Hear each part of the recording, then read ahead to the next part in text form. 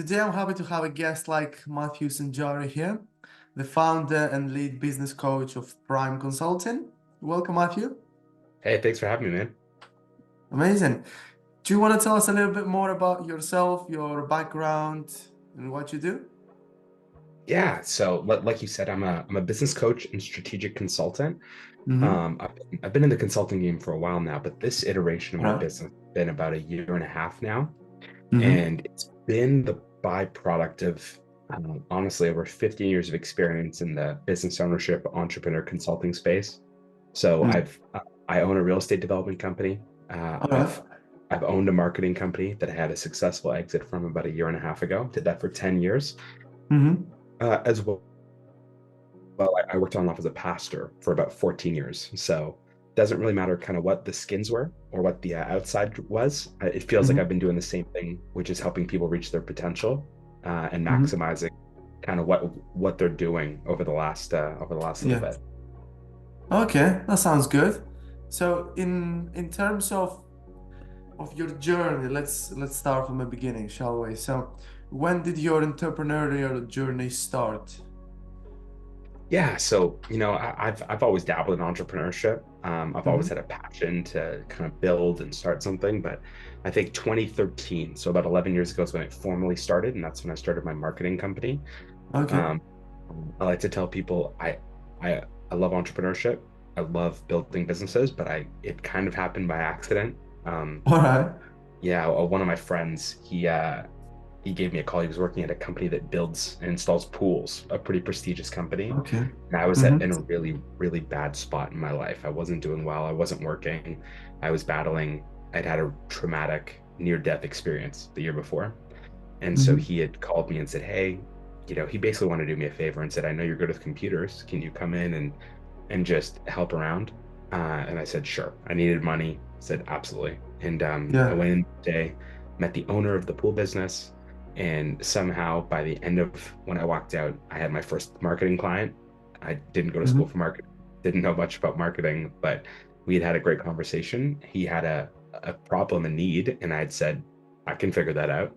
And I Mm-hmm. used that first paycheck to basically invest in myself, teach myself, and next thing you know, I had a business.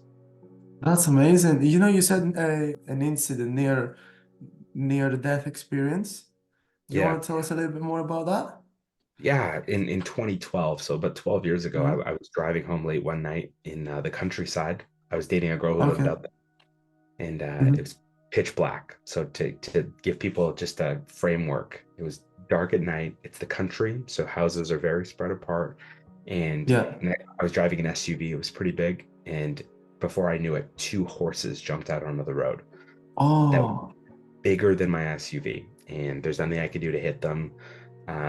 Absolute collision, just destroyed everything and the horses. And so when they measured it, it was 3 inches, and I would have been dead. So the horses literally Gosh. collapsed on the car. Yeah, and so at the time I had an amazing job. I used to travel across North America doing public speaking, Okay. and I loved it. It was a lot of fun, but as days went by and weeks went by, I started to realize that I would get really, really terrible headaches. I would get really, really bad pain and depression, and I wasn't really able to keep a job anymore. I wasn't able to work. Um, it doesn't matter how skilled I was or how intelligent or confident I was. Nobody was going to hire someone who, I might miss the next 3 days, right? I might call in sick on a business trip. And so, Yeah. yeah. And so that, as terrible as it was and as traumatic as it was, because to be honest, I Mm-hmm. still struggle with a lot of the stuff from that accident. Yeah. Um, it led me on this journey of entrepreneurship and this idea that, what, I can't work for somebody else and I can't put somebody else in that position, but maybe I can build Yeah. something myself. And so, yeah, that's what got me into it. And so it's one of the things I'm very Uh-huh. grateful for. That's very inspiring. When people, I mean, I'm sure 99.9% of the people going through what you went through, then they would have given up completely and do an employee work probably. But how do you feel and you kept going? Honestly, it was hard. I didn't want to keep going, full Yeah. disclosure. But I tell people because I recognize that my story is a little extreme, But I tell Mm. people, I said, you don't have to hit two horses to experience pain in your life. You don't Yeah. have to have your whole life flip upside down to have change. We all Mm. have pain. We all have change. The question is, what are we going to do with it? And so, the journey of entrepreneurship, if you tap into that thing, that reason why you're doing it, hopefully it's more than just, I want to make $5 million or more than just, I want to work 5 hours a week. If you tap into the why, like for me, my why at the beginning was survival, right? Like, Yeah. man, if I don't do this, if I don't make this, I'm going nowhere. I'm not going to be able to provide for myself. I'm not going to care for myself.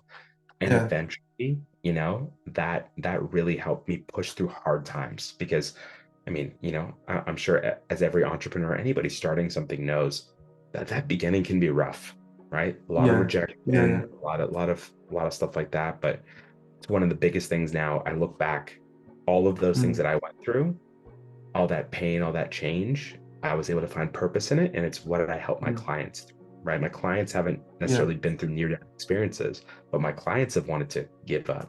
They felt exhausted.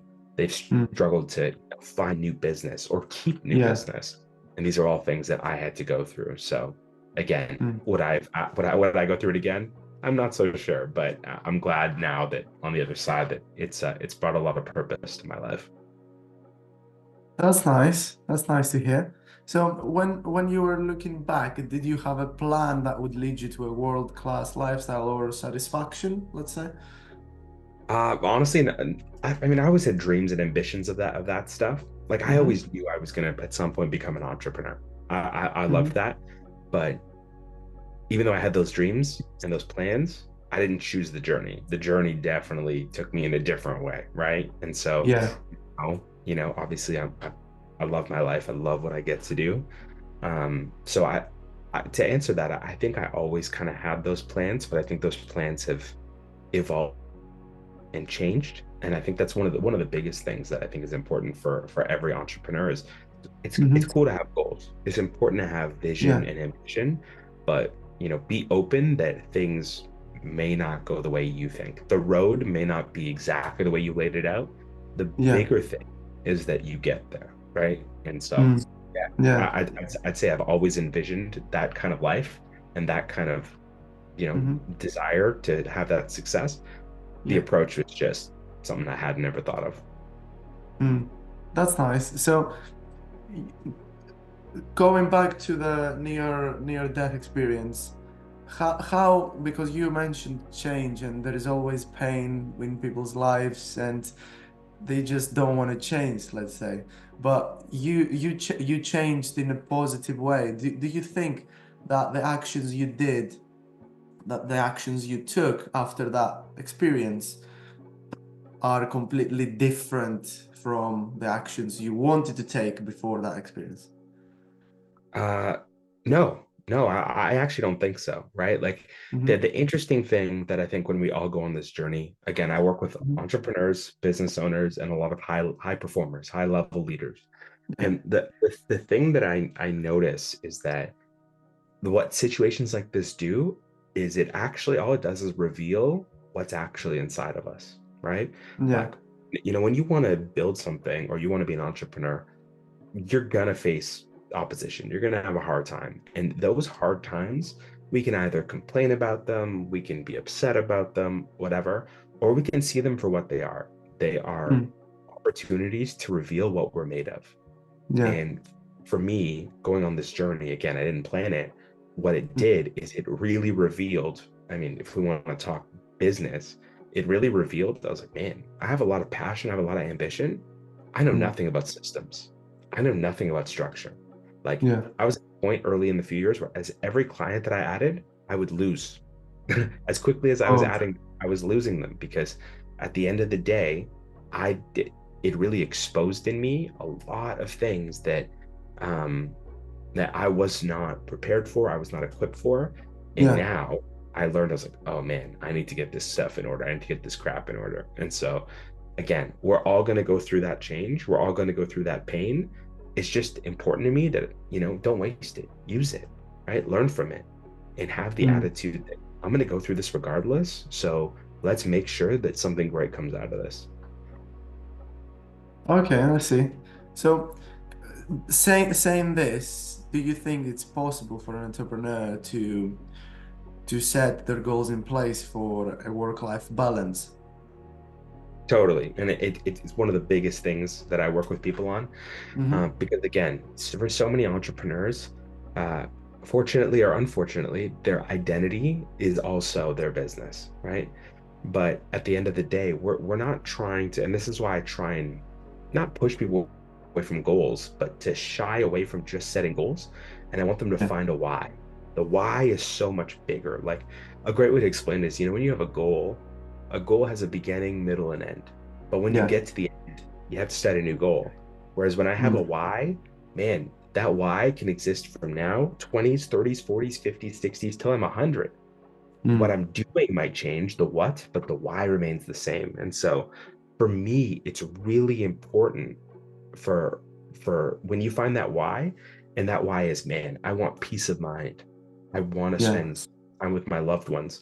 Well, then build your business according to that why. So that whole work-life balance, Mm-hmm. instead of saying, I'm only gonna work 4 days, or I'm only gonna build your life and your business in very, very um synergistic, very linked ways. And I think it's Yeah. very possible. It's just a Mm-hmm. matter of, again, is this something you want to do? I see so Yeah. many people. I'm going to be honest. Like one of the most common complaints I hear from people is, I'm a slave to my business, right? Right. My business Mm. owns me. And Yeah. I tell people, I'm like, if your business owns you, then you don't have a business, you have a job. Because Mm. if you don't show up to your job, you don't get paid, right? So Yeah. that's okay. Let's live in that reality, but let's build you a business. Mm. That sounds good. I had a discussion the other day in one of my previous podcasts about that certain point of work-life balance. And when we talk about entrepreneurship, it's completely different from the normal 9 to 5, because in 9 to 5, obviously you clock in, clock out, day in, day out, and that's it. Then you can do something else.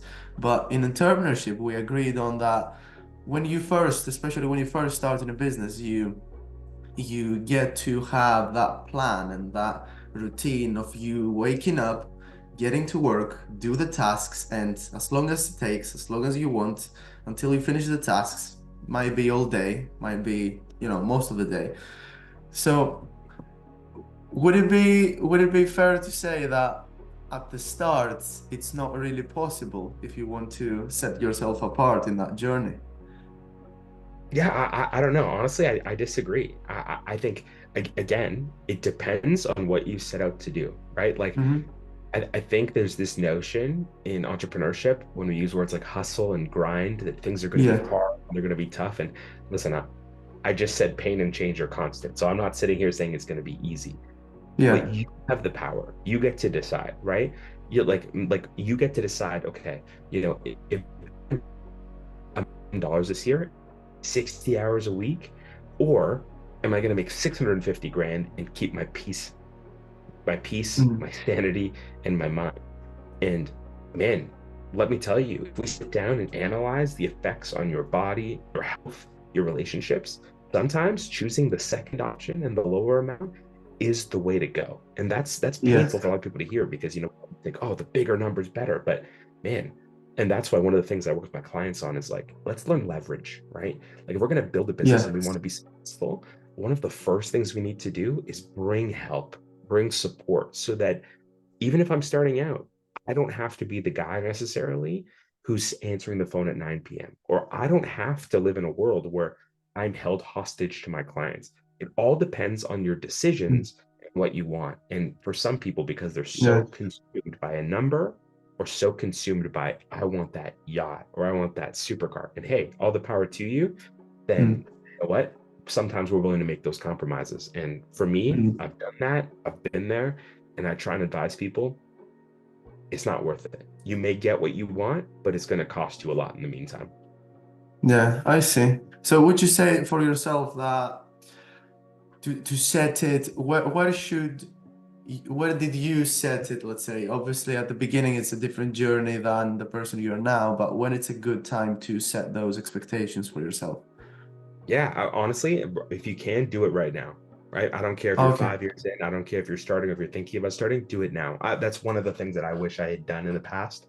Is and it's really going back to like finding your why, right? Okay.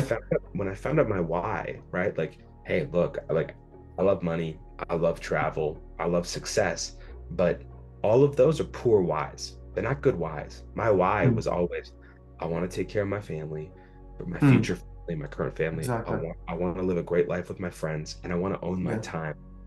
Well, if I want to own my time and I want to care for my family and friends, if I'm not spending time with them, if I'm running out of hangouts, if I don't, right? Like, if these are my whys, but what I'm doing isn't reflecting that, Mm. I need to go back to the drawing board. And so again, if I stay true and put those boundaries in place, I think you'll be amazed. We have this Mm. like we have this fear often as entrepreneurs, like, man, if I don't do this one thing, if I'm not always available in the beginning, I'm gonna lose business, I'm gonna lose whatever. I'm like, man, some of the biggest companies in the world, right? They're a Yeah. 9 to 5 or they're an 8 to 4, right? Mm. And what do you think they did before we had hustle culture and cell phones and email? So again, it depends on how you want to build, but I want to build something sustainable, something predictable, and something that's going to be long lasting. So Yeah. I see. It makes sense. All right. On to the bonus section now. So describe what I say in one word based on the first thought that comes to your mind. You can always elaborate. I mean, you can say a word, then elaborate if it sounds like a controversial situation, let's say. okay, sounds good. All right, ready? Yeah. Tough background. Oof. Mm. I'm going to say the word tenacious. Mm-hmm. Somebody that comes from a tough background, they probably have the ability to fight through things that are hard. Mm, good. Nothing comes easy.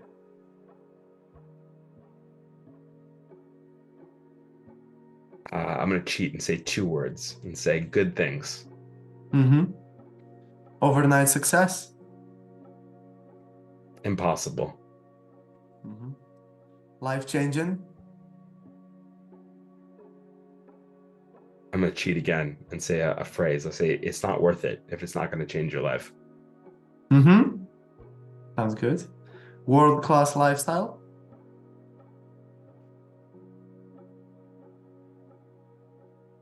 Aim for the stars. Mm-hmm. Christianity and business.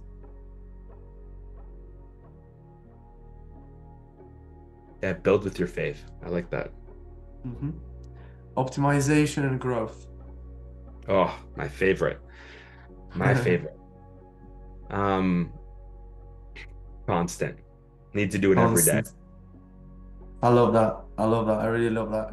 Overnight success, you said impossible. Do you want to elaborate on that? Yeah, yeah. Look, overnight success, self-made. I think that these terms, they're honestly they don't exist. They're not a thing. I don't think Mhm. anyone's self-made. We are all the byproducts of family, friendships, people that came before us. Even if you're success in your industry, there's people in your industry that you Yeah. probably poured a concept or an idea. You probably heard a great thought. You probably saw something as an inspiration. I think self-made is a really good ego stroke that makes us feel better, but I don't know Mm. that it makes us a better contributor to society. Yeah. um, I think it's this idea that we're all byproducts of something, and Mm. hopefully, as entrepreneurs and leaders, we are also going to inspire other people to bigger and better, Yeah. whether we're doing it now or down the road. And so, yeah, I'm just not about that overnight Mm. success. And to be honest, I think if you can get it overnight, you can probably lose it overnight. Oh, that's so inspiring. Because when it comes easy, then it doesn't last, right? Totally, right? So Yeah. it, If it didn't it's tough, yeah, yeah. if it didn't cost you anything, then Mm. trust me, it can leave pretty quick too. Yeah, yeah, yeah. And the opposite as well. If it takes longer than most, then you're gonna keep it longer than most, the results as well. Yeah, I like agreed. that. I love it. So, any last words from you specifically? What's any tip, let's say? that you have specifically from Matthew before we close that? Oh man. Yeah, just quickly, I love that idea that when you were throwing out and asking me to give one word. One of the things that I love doing, and I obsess over this in my life, is this idea of Yeah. optimization, right? Mm-hmm. That this idea that, you may not have the best product, the best service, you may not have all the experience, but what would it look like every day if you devoted yourself to optimize your business or your life even 1% more, right? If I got Mm. 1% better, right? And in business, you're an entrepreneur. What if we made the customer experience 1% better? What if I Yeah. got what if I got more disciplined Mm. 1% tomorrow? And so one of the things I work with my clients is this idea that you have three options. Okay. Yeah. You can automate things in your life so that they kind of happen on their own through technology or Mm. delegation. Yeah. You can automate, you can delegate, you can hand things off to people, you can outsource them to buy back your time, Mm-hmm. or you can eliminate. There are things that are wasting your time, that are redundant, that are, if you're honest with yourself, you're like, why am I doing this? It's a drain. Yeah. Automate, eliminate, and delegate. And when you do all three of these things, whatever's left, that's probably what you're supposed to be doing. Right. If I can't That automate sounds, it, I yeah. can't eliminate it, and I can't delegate it, then it's probably something that I should be doing. Everything else, Mm. I can give to somebody else. And that I think is something that Mm. we, as entrepreneurs, we all need to learn. Mm-hmm. Is there a certain way to learn it, or it's about having a coach or a mentor?